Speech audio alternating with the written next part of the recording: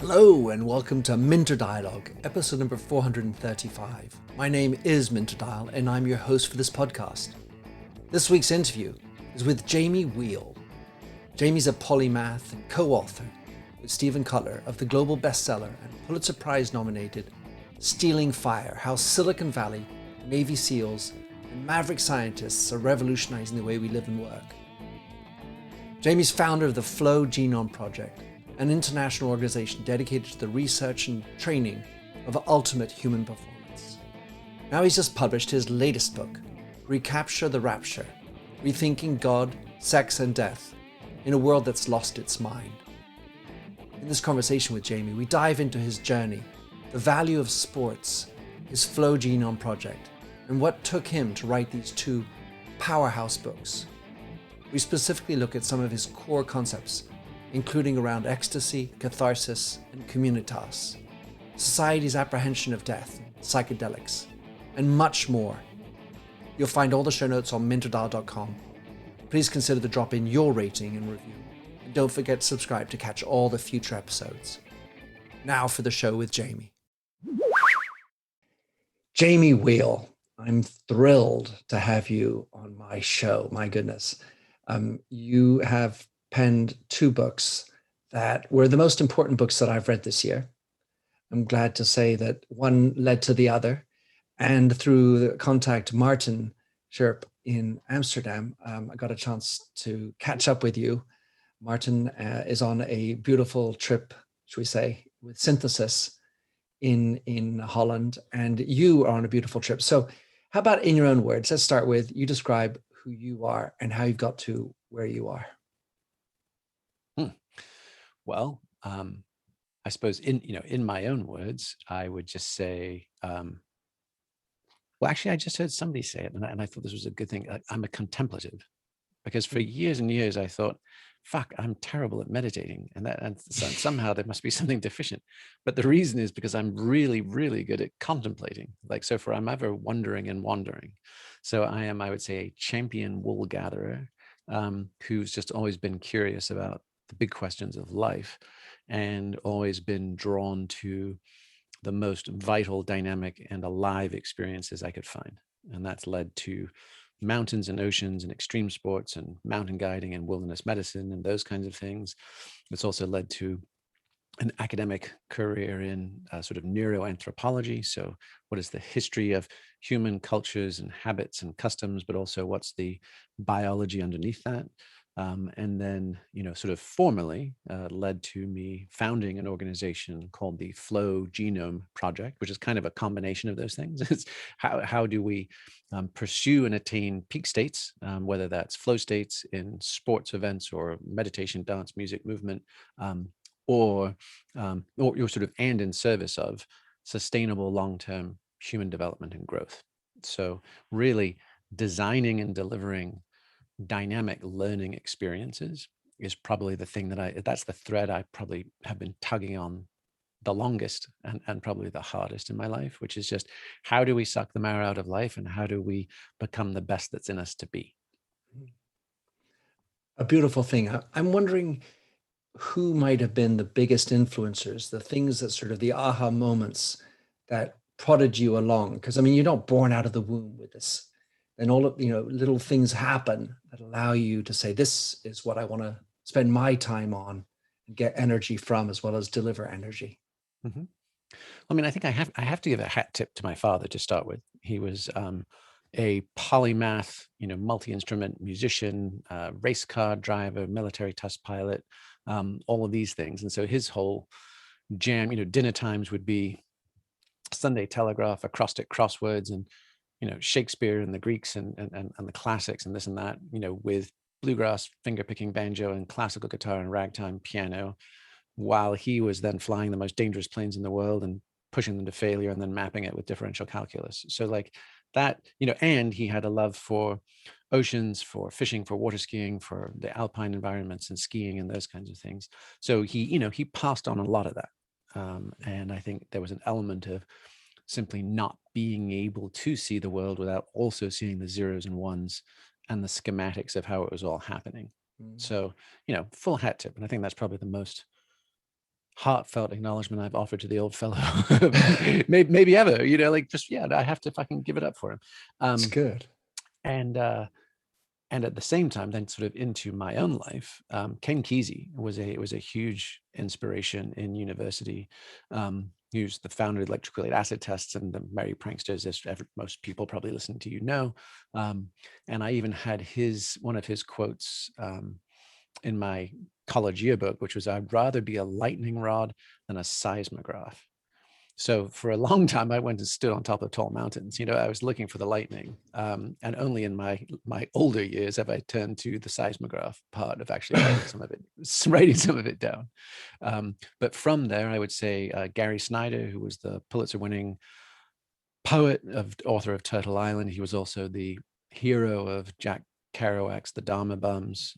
He was a mountaineer, the first Zen monk, comes to the human being after almost a decade in Japan, being the first Western ordained monk, then moves into the Sierra foothills and lives sustainably, builds his own cabin, skins and tans his own buckskin, raises his family, and is a professor at UC Davis. So Kesey, Snyder, George Leonard, who was master of Aikido, as well as one of the co-founders and developers of the Human Potential Movement, and Esalen. Those are some of my sort of Dharma uncles. Robert Anton Wilson would be another. The kind of crazy uncles would be the Learys and the Lillys and the Crowleys. They're off, right? They're off in the sort of corner. You can't ignore them, but nor did I completely resonate with them. Kerouac would be another one, presumably, as well. Well, I mean, I thought Kerouac was a bit of a drunken and mama's boy whose sole quality was actually falling in love with better men and then writing about them. In the terms of like Neil Cassidy and Gary Snyder, I never actually resonated with Kerouac much, although it was obligatory reading, because we were kind of coming up through that scene. Beautiful. Well, many of those names have also made me tick. So in your Flow Genome Project, which you have founded, and in many of those citations, and specifically I'm thinking of your father, something that is always curious to me is the physical aspect, as well as let's say, the cognitive load, the thinking, the exploration of the mind, but also the exploration of the body. It feels like those cannot be separated. I mean, not in my life. Like if I had been disembodied and just hypercognitive, I think I would have just burned out the circuits. And if I'd only been embodied with no life of the mind, I think it would have just become overly dull. Like I could never just do the ski bum thing or the surf bum thing, or even the deadhead thing. Like I could never do just those things of the seeking of the flow state or the peak experience. Because I guess I was always contemplating, and that they fed each other, so literally mountain biking in Colorado or backcountry skiing, and you're going past these, old collapsed mines, or you're seeing these pathways, you're seeing this Indian, rock art or something, like you're like, whoa, what's been here before? Who have we been here before? How has this worked? And that recursive loop, I mean, some of it was growing up in the New Forest, growing up within sight of Stonehenge, Salisbury Cathedral, where we went to school, that kind of thing, right? So there was always just that sense of there's always stories in the stones. What are those stories?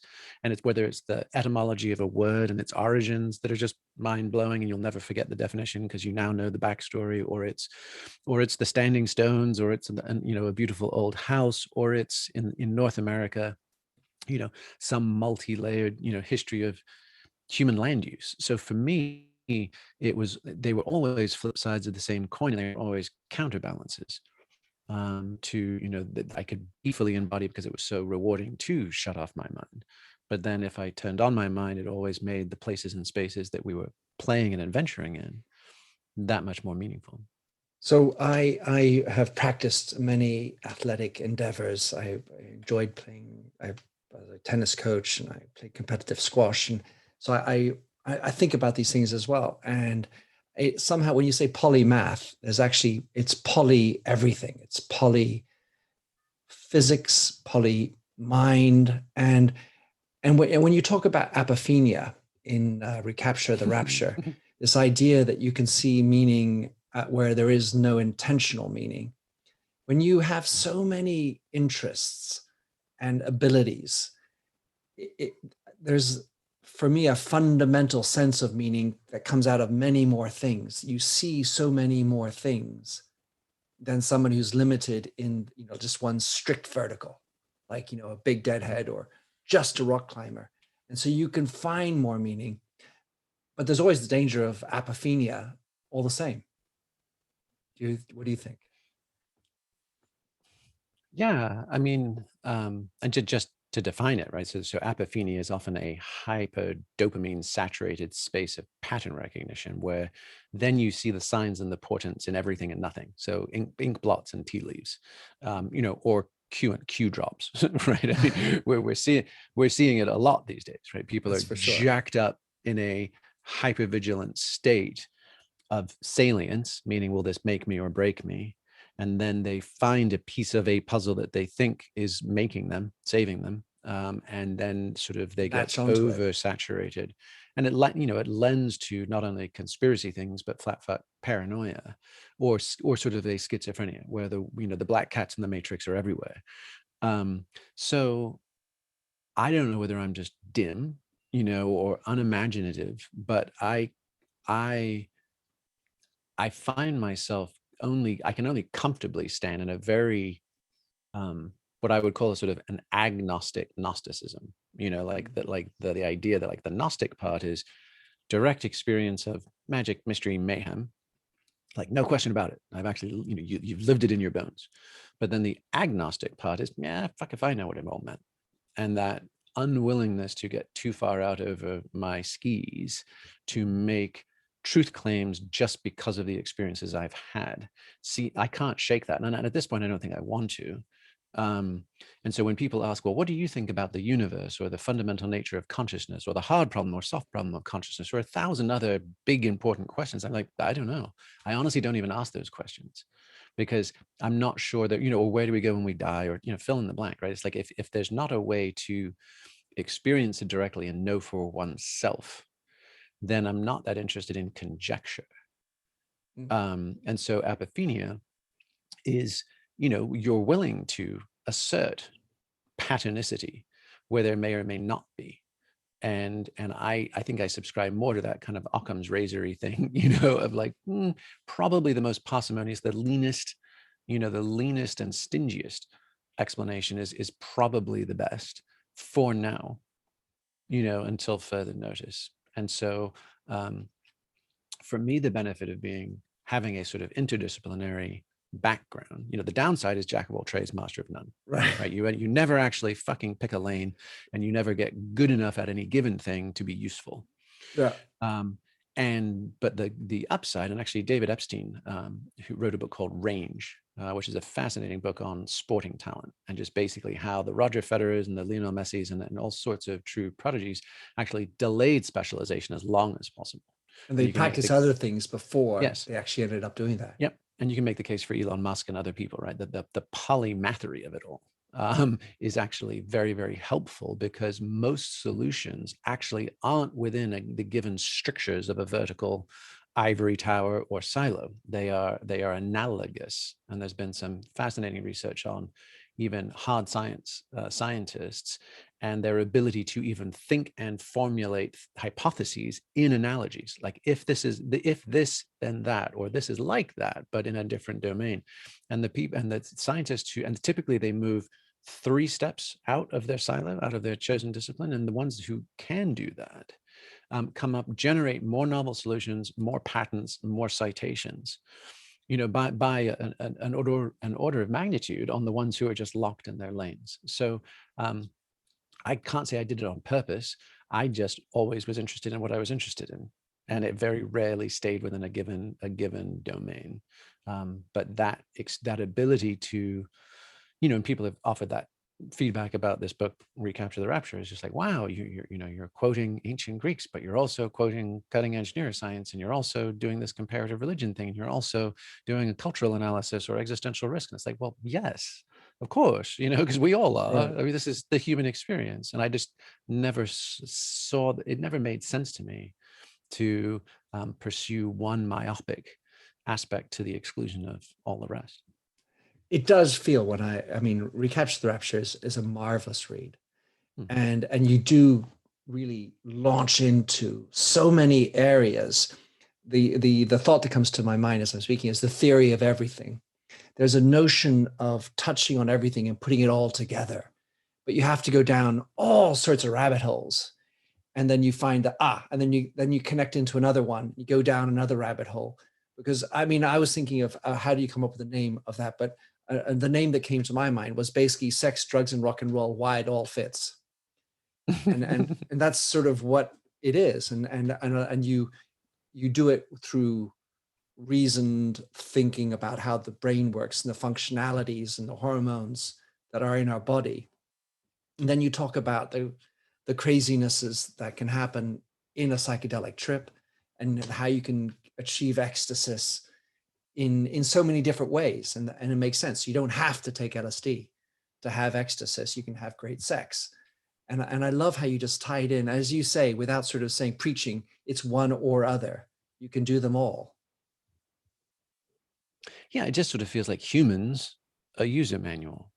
You know, if there was a sort of anthropologist or even an MD from outer space and would sort of come down and say, hey, you guys seem to be rather clever monkeys with clothes, but you're really buggering up how to make the most of who you are and these beautiful bodies and minds you're given. Here's how they actually work, like free of taboo, superstition, Yeah. mythologies. It's just how you work. And oh, by the way, if you optimize how you work, you get to some really fascinating places, which you've always known that, but you keep forgetting it. And then the people who find out either get killed or, or thrown in dungeons, but actually you are more than you imagined. And you're probably actually needed at full strength coming shortly anyway. So let's help you all just kind of dust yourselves off and get back on your feet and start playing a little more nicely together. What do you say? Let's do that. And so that's for whom the book is to help us be more ourselves and be the best version of ourselves. Well, I mean, yeah. I mean, I think this, the sort of TLDR of the book's thesis is to say, hey, the hour is late and the stakes are high, and we aren't at our best, and we haven't been for a while. We're sort of deconditioned zoo animals. So how do we dust ourselves off? Um, take a radically, a sort of ruthless situational assessment. How late is the hour and how high are the stakes? And I would advocate about as high as they've ever been for self-aware Homo sapiens. Mm. Therefore, how do we reclaim our courage and our conviction? And we know we fetishize those moments in films and stories, right? Where the hero with their back against the wall and against all odds, and they're like, okay, now's the time. Like, I'm out of fucks. I have to do the impossible. And that's shooting torpedoes into the Death Star, or it's Leonidas and 300 and the Spartans, at Thermopylae, or, take your pick, or it's Harry Potter, or, or it's Frodo.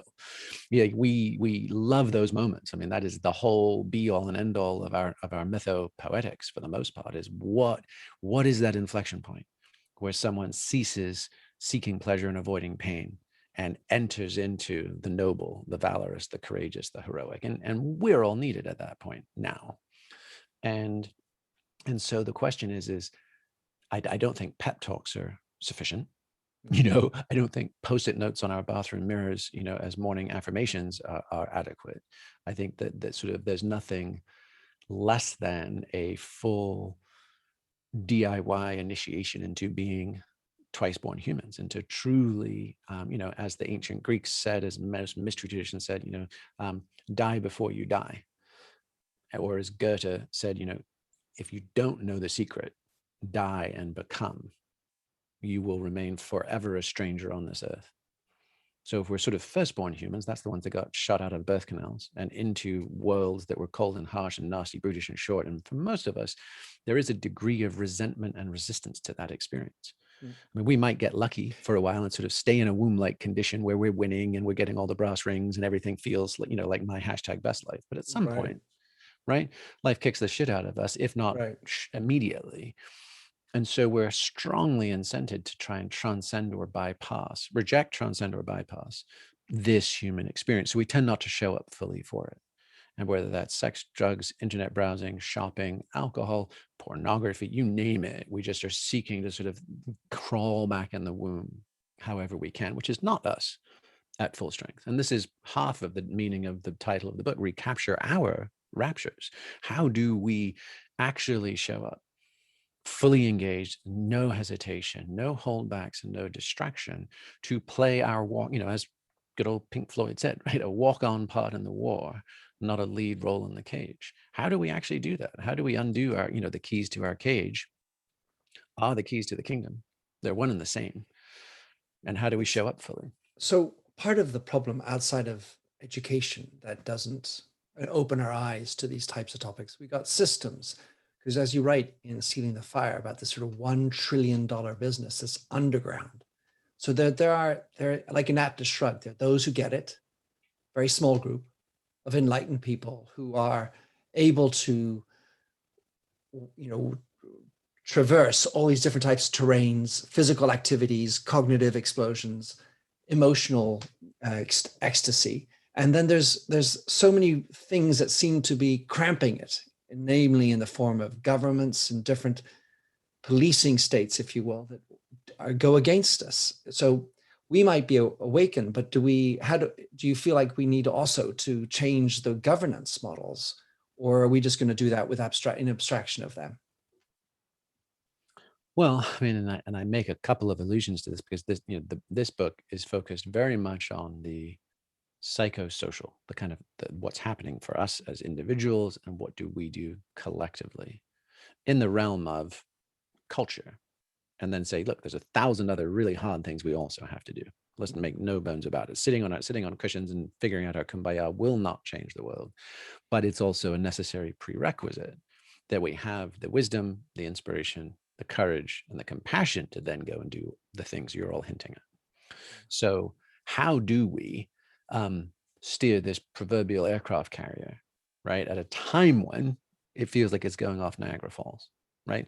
And so the trick there is I have no idea. And this was what I studied in grad school, like literally 500 years ago. I studied Proto-European contact, and because I didn't want to just study, Dances with Wolves. It was super groovy for a while, and then they all got removed to reservations. I was like, let's get back to the century plus or minus two, where it was a clash of civilizations and still more or less a fair fight. So you see the Iroquois playing the French off the British, and running the table in New England and Canada for 200 years and crushing it. Like that to me is interesting. The Lakota coming over and dominating the Great Plains, and like what was going on there, and Little Bighorn and those kind of things. Like really getting to see those kind of movements, but also 20th century Tibet versus China. And the Kham guerrillas, who were effectively the Lakota of the Himalayas and kicked the living shit out of the Chinese. While Dalai Lama was like peace and love, like the Khampas were kicking ass, and knocking the tar out of the Chinese army. To me, those have always been interesting. And a question of like, how can we migrate from quote unquote, late stage capitalism with many moribund and corrupt institutions running the table. And we do not, I would argue, have a free market, by any stretch. We have a captive, rent-seeking, crony capitalist market that is anything but free.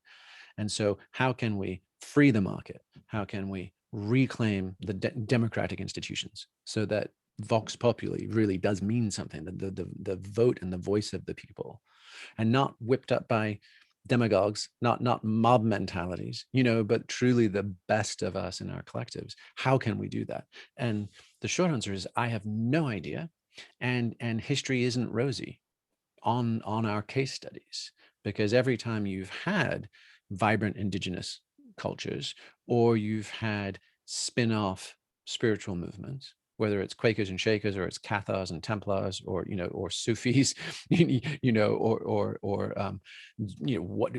tantrikas, you name it, right? If you get a little good, or the Essenes in the desert, right? You get a good thing going on the side, and it's seen as threatening, and you tend to get stamped out by the empire collecting the coin of Caesar. Yeah. So how do we innovate vibrant and inclusive human culture going forwards that doesn't recommit the same sins of omission or commission, don't know.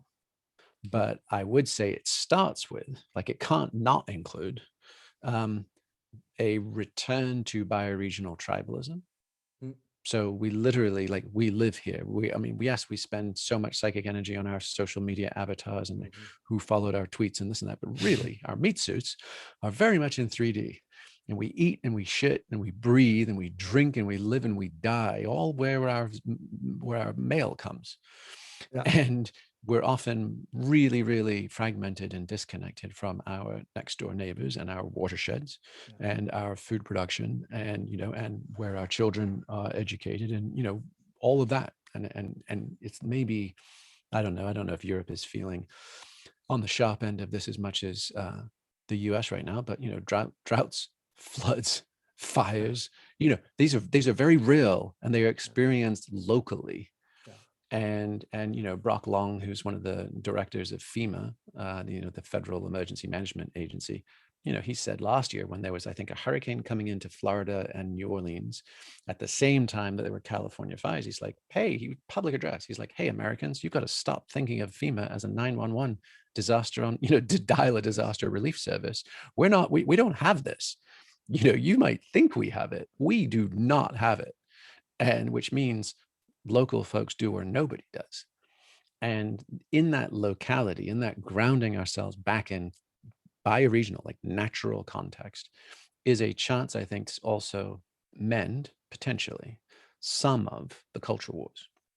Because you can then play the game of like, well, you are my neighbor. We both care whether the water comes down the street or the fire clips those treetops.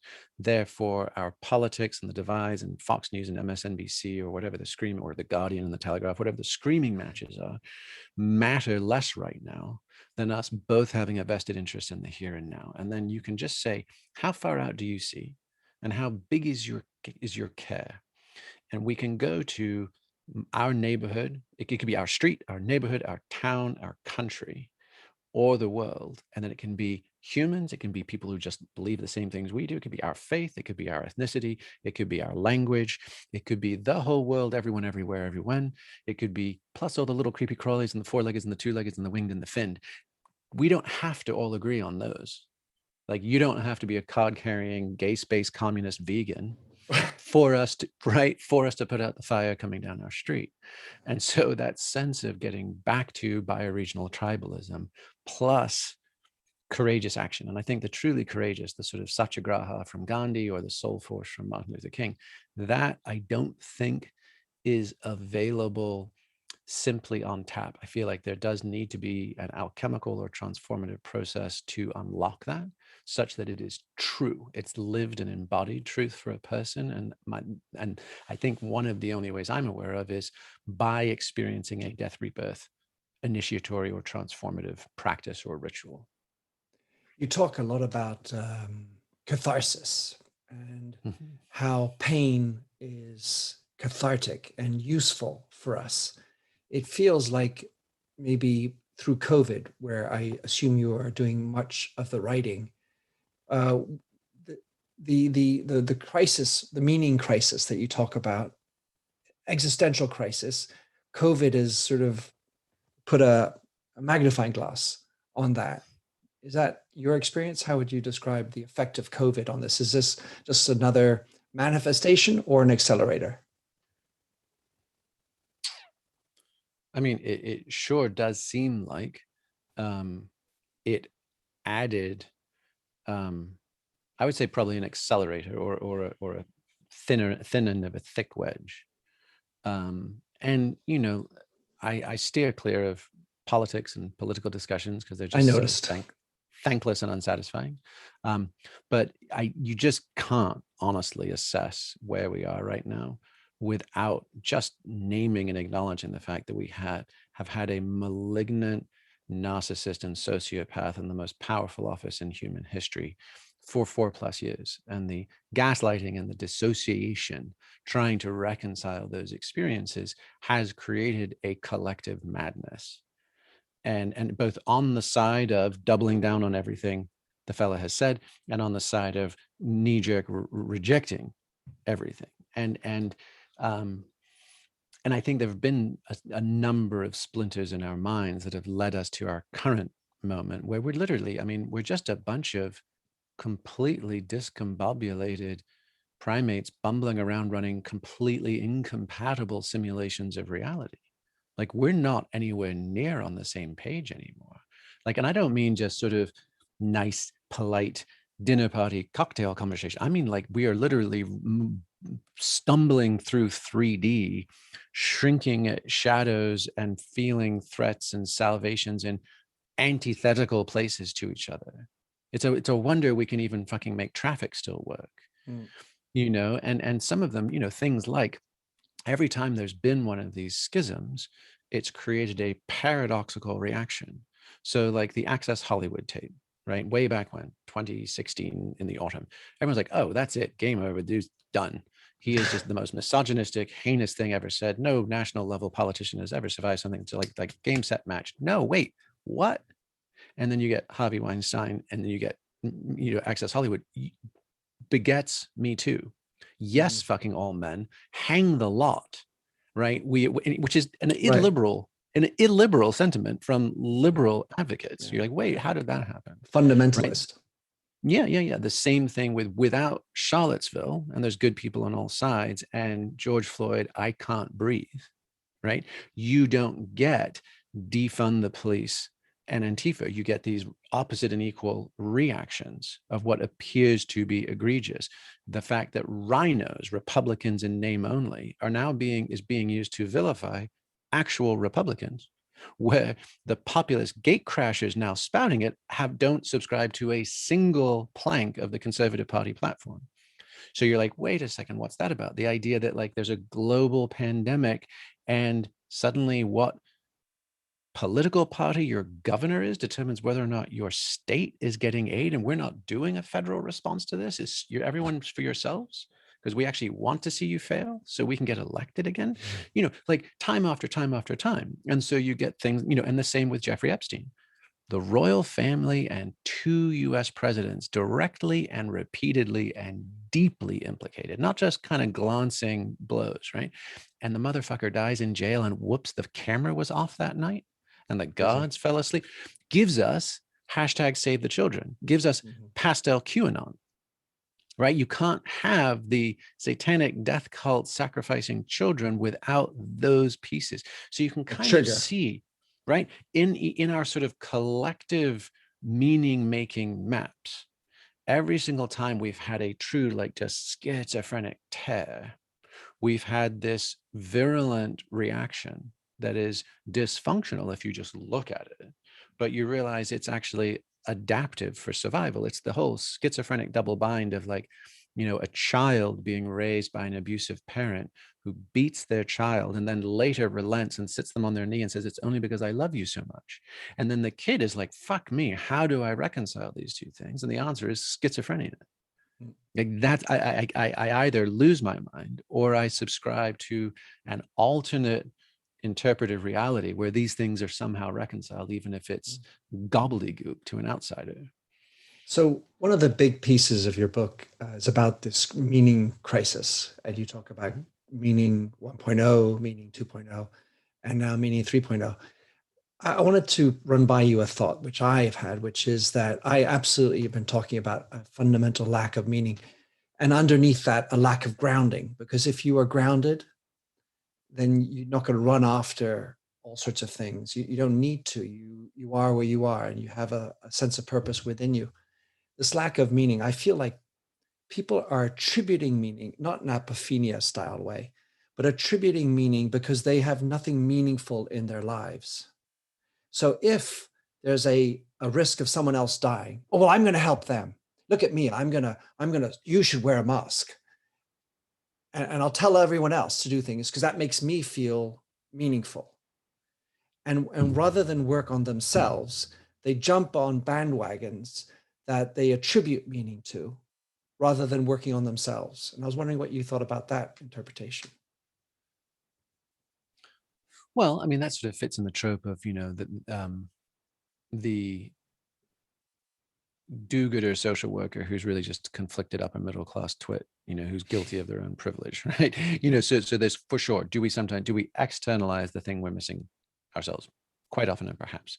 Now, that specific example where you're talking about kind of our policing of each other in the last year or two is complicated by the fact that this is a global and social pandemic, or at least event, and therefore our collective actions inform our individual and vice versa. So there can be some well-intentioned and valid reasons to say, hey, where we go one, we go all, which is one of these goofy things that QAnon's now taken. They're not wrong on the way we go one, right? They're not wrong in having that as a rallying cry. The question is just, where are we going? Like that's the $1 million predicate to that question. And there is, and at the same time, I think a lot of the well-intentioned backlash against effectively vaccine propaganda, mask propaganda. And when I say propaganda, I don't mean it disparagingly. I just mean it as a technical category, which is every public health agency is always spouting propaganda.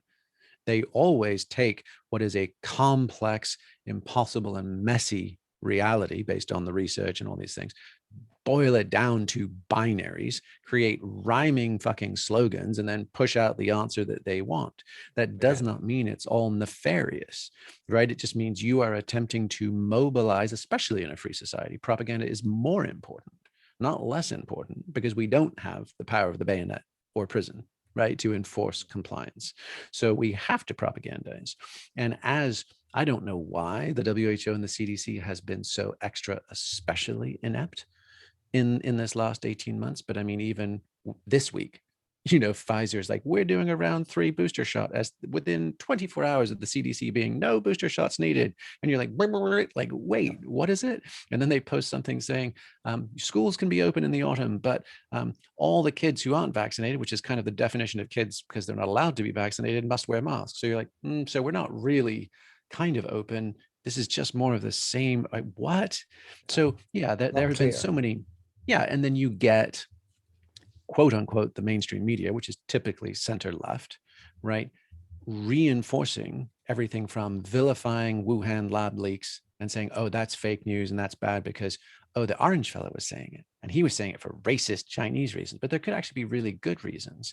But no one can say it. And they're like, oh, well, no, now you're actually allowed to say that because, a New York magazine and maybe there was a Wall Street Journal piece. So now we're actually allowing us/you to conceive of the inconceivable. And you get the social media censorship and all these things. So it has just become, unfortunately, the establishment, right? The meritocrats and the technocrats have so thoroughly shat the bed in the last, specifically 18 months with COVID, but let's say the last 5 years as well, with their reactions to the illiberal tendencies on the right. They've given up the high ground and they've bungled their credibility also. So now I would say we're just in complete and utter epistemic collapse. Yeah. There is no more center and there is no high ground. There's no moral claim. I mean, if you think back to when we were kids, Walter Cronkite might have said, hey, everyone, settle down.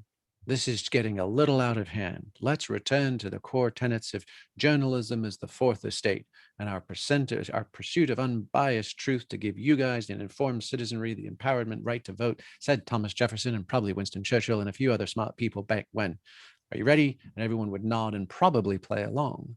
And now we've just got bomb throws. I mean, when Fox News is now considered moderate compared to the alt right, you're like, okay, all bets are off. We're not in even remotely a shared reality anymore. I subscribe. You talk about these 3 parts: ecstasy, catharsis, and communitas. Mm-hmm. Inspiration, healing, and connection in another expression. Since it's an issue of we're a small group, this tribe that, let's say, subscribes to this type of thinking and the beauty of ecstasy and the need for catharsis. What opens the eyes to this? How can we get people to read your book? How do we get people to open up to this instead of feeling clamped down, go back to wearing a suit and do what I was told to do, maybe because of social pressures? What are the things that we need to do to break this up? Well, I mean, I think I'm more of a sort of laissez-faire Taoist on this one. I mean, I think sort of life does it to us.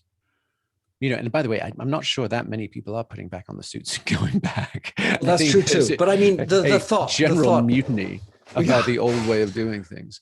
that's true. I think that there was a Wall Street Journal article that said 25 to 40% of the workforce aren't going back. And then I read a recent one this week that was saying up to 90% are seriously thinking about it. So, the idea of people simply refusing, I think is important. I think, look, bottom line is that life lives us and no one gets out alive.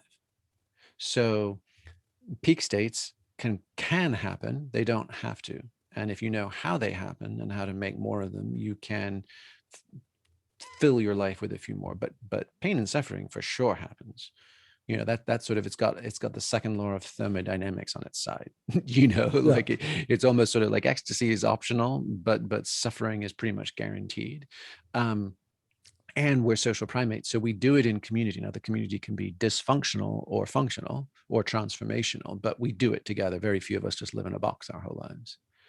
So my sense is that, I think of those things as a triangle or a three-legged stool or a flywheel. And what's interesting about it is that you can kind of come in through any of those doors.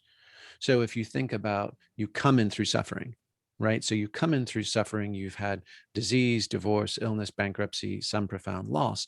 And then you find a support group, let's say. And that could be Alcoholics Anonymous, Narcotics Anonymous. It could be a church group. It could be a shared survivor group. Take your pick. Online forum. Yeah. And you find those other people and suddenly your unique pain and shame doesn't feel so unique anymore. Problem shared, a problem halved, all those great Community. things. And you're like, holy shit, this is amazing. This is life-saving. Quite often, feeling found, feeling seen in community based around your pain actually then catapults you up to a peak experience.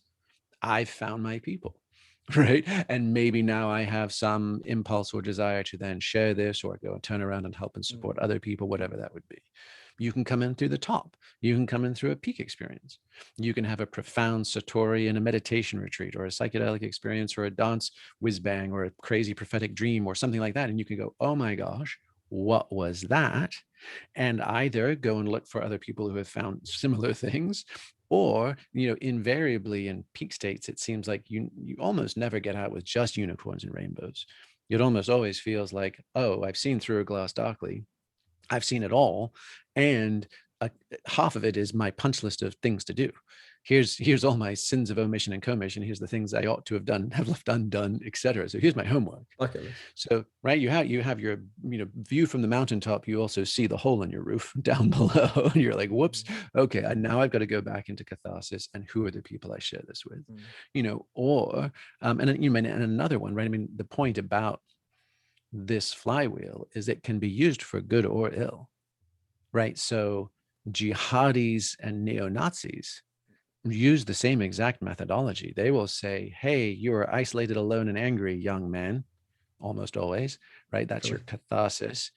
Come along with us, and then we promise you glory. And you've got that cycle as a very, very powerful recruiting tool, and enrolling tool. And so it can be used for good or ill. And I guess the premise of the book is saying it's already like that meaning vacuum that you've been talking about is a vacuum, and nature and culture abhor vacuums, not just nature, right? So it's getting filled with bad actors, the QAnons and the jihadis and the Aryan Nation. If we don't architect healthy pro-social versions, then we lose everybody to fundamentalism or nihilism. So how do we reclaim the moderate and inclusive middle with healthy and pro-social cultural functionality? One of you mentioned young men, and I think there's a real issue in this notion of preparation for life. As you say, pain is a natural situation, and in our Western world, we've inoculated, or at least eliminated, the entry into manhood. It's pushed off. There's no specific moment where you become a man. It's at best it's you have a big rugby game and you make a big tackle and you showed yourself. But basically, we've created a situation where the notion of practicing resilience, dealing with shit, has been removed. And Johnny is perfect, and we're hyper grade inflation, 106% on a mass test, and then they're not ready for their real life. And so what they do is then they jump on a bandwagon where they feel like it's their salvation, which means things like fundamentalism or other attractive ideas that feel salvational for them. But so I feel like a big part of our problem is the way we are educating, and specifically thinking about how men are educated with their extra need to move and testosterone and fight. What do you think? Yeah, I mean, look, that's an ongoing topic. The absence of rites of passage, and the move from child to man or child to woman is a profound one, as is marriage, as is dying, just to name a few, right? And then there's a few others in the mix. But the fact that we have sort of atrophied rites of passage, because I mean, there's been so many anthropological studies on the fact that like sullen teenagers, like literally it doesn't exist as a phenomenon in many indigenous to semi-traditional cultures, because it is a switch. You go from one day you are a child to one day you are an adult, and then you're an adult, and there is no lounging around for a decade in your parents' basement, scrolling TikTok. So yes, I think we could gain an awful lot from more pronounced and actively transformative rites of passage, trials, and initiations. But it's also, it doesn't let us off the hook for fixing our dysfunctional society that we're initiating these folks into. So if we've got a bunch of, adolescent mentalities in our society, which is, I am conditioned as a consumer individual to be seeking pleasure and avoiding pain and having all of my needs met, including many I wouldn't have never thought of had I not just seen that ad or commercial. But I want it, and I want it now. Well, then what are we initiating folks into? You could have the most profound rite of passage, but if we're bunging them into that mess, we haven't solved that much. So I think the idea, and I wrote about this in the book, which is if you are a baby boomer, a Gen Xer, or a millennial, we were all born into an absolute historical anomaly bubble of peace and prosperity in the developed West, right? And it's never been thus, and it will likely never be again. And so we got fat, lazy, and entitled. And so there is, the question is how do we shake that off? And you can see this in Spartan and Tough Mudder obstacle races, and CrossFit, and hot and cold ice bath and contrast therapy, the Wim Hof phenomenon, and intermittent fasting, and all these things, right? We're desperate to regain some mettle, some form. The whole the Battle of Waterloo was won on the playing fields of Eton, right? I've heard that. Yeah, exactly, right? I mean, we are desperate for those fucking playing fields. We need to be muddy and cold and get hit and feel and prevail in ways that we haven't had to in half a century. Which is so why I think, Jamie, this notion of being physical is a portion of and how I feel I've gotten into it. So it's not just in the mind, it's doing the shit, and it's hard work, and it's extreme, and it's difficult, and it's muddy, and it's sweaty, and it's really gungy human, as well as high thought and enlightenment up here. If you separate them, then we get disembodiment. I want to end on one thing, Jamie, since you and I have shared, although I'm an American, sort of more normal, quote unquote, to like the Grateful Dead. And I have long subscribed to the idea that once you know you die, you become more grateful. I think this is the second big issue that we have in our society. We have tried to efface longer living. Don't talk about death. It's a taboo topic. It feels like this is a good place to end. But what do you think about that? And what is your favorite Grateful Dead tune? Whoa, wait. So what do I think about the whole dying thing? Yeah. Okay. I mean, yes, I'm all for it. I mean, I think that I think that die before you die is a non-negotiable. And there's a million different death practices. Sexuality can be a death practice, psychedelics can be intensive meditation, extreme sports can be, combat can be, martial arts can be. There's public performance. Hell, man, anything that risks annihilation of some shape or form of everything we thought up until that moment is travel. Like global travel, where you don't know the language, you don't know the food, the customs, where the sun is in the sky, and the smells and the birds and the things that can kill you. That too is a death practice. There's an non-anonymity to your old self, right? So we can pursue death practices 1,000 different ways, and generally our lives are richer and more varied and more profound the more of those we cultivate.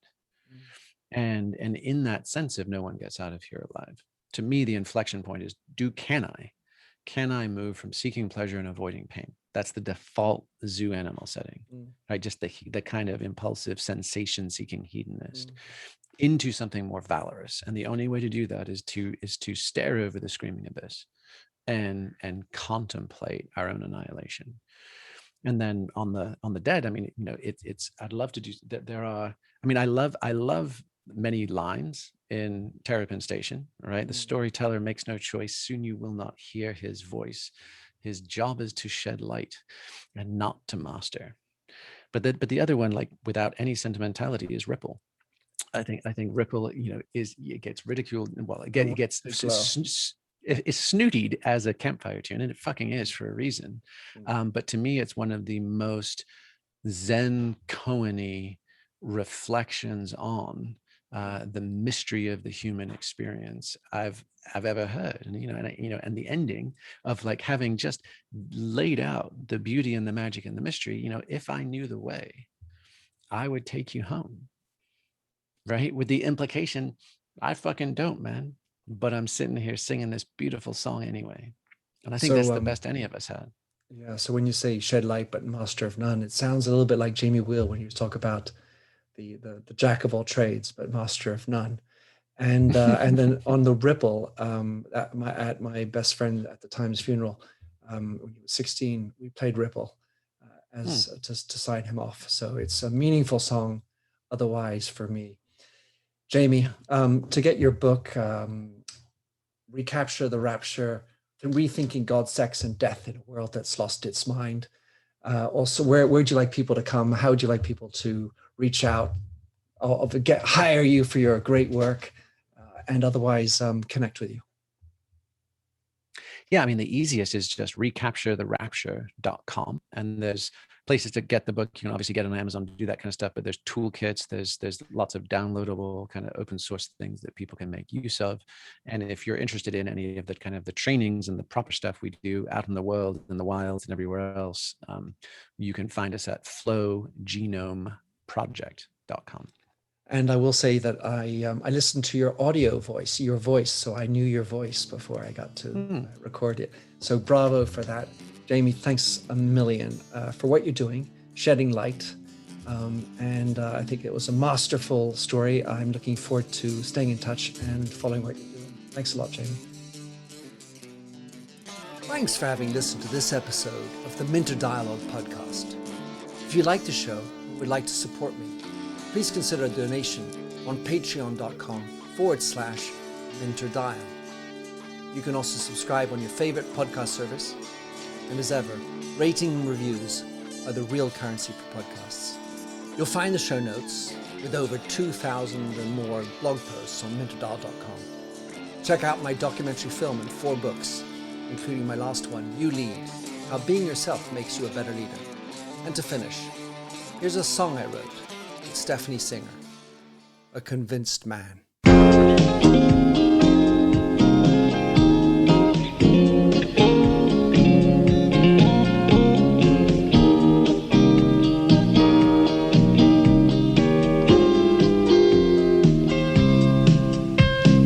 I like the feel of a stranger tucked around me. precipitating the danger. To feel free, trust is the reason. Still I won't toe the line.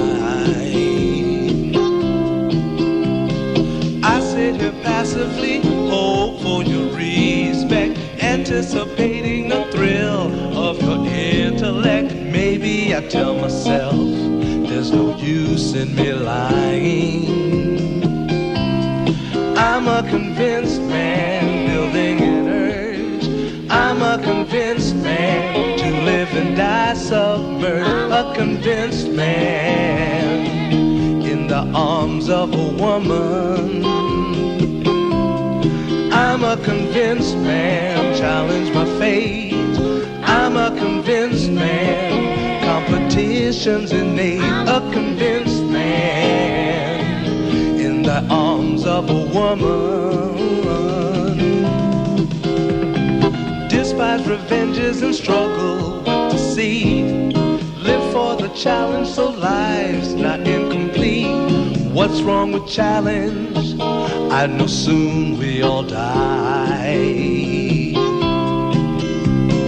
I like the feel of a stranger tucked around me, precipitating the danger.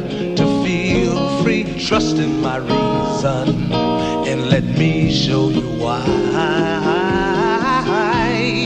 I'm a convinced man, practicing my lines.